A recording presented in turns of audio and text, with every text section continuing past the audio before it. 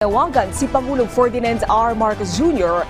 ng pakikipagtulungan sa mga nanalo sa katatapos lamang na Hatol ng Bayan 2025. Ayon sa Pangulo, sa kabila ng magkakaibang partido, tuloy pa rin ang kanilang misyon para sa pagbabago. Si J.M. Pineda ng PTV sa Balitang Pambansa.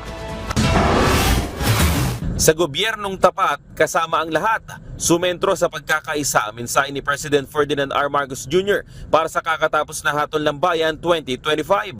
Nagpasalamat ang Pangulo sa lahat ng Pilipinong lumahok sa midterm elections.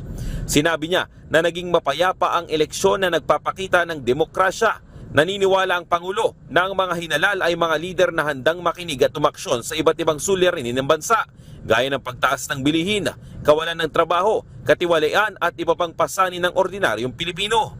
Nagpasalamat din siya sa mga sumuporta sa mga pambato ng administrasyon sa ilalim ng Alyansa para sa Bagong Pilipinas.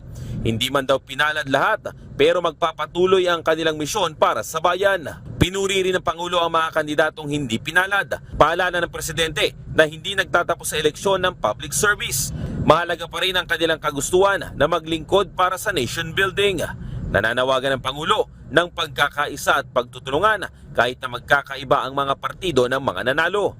Batay sa partial and unofficial tally ng Hatol ng Bayan, 6 sa pambato ng administrasyon sa pagkasenador ang pasok sa Magic 12. Kabilang na riyan sina ACT-CIS Party List Representative at Deputy Majority Leader Erwin Tulfo, mga dating senador na sina Ping Lacson at Tito Soto, re-electionist Pia Cayetano, Las Piñas Representative Camille Villar at dating senador Lito Lapid. Mula sa PTV Manila, J.M. Pineda para sa Balitang Pambansa.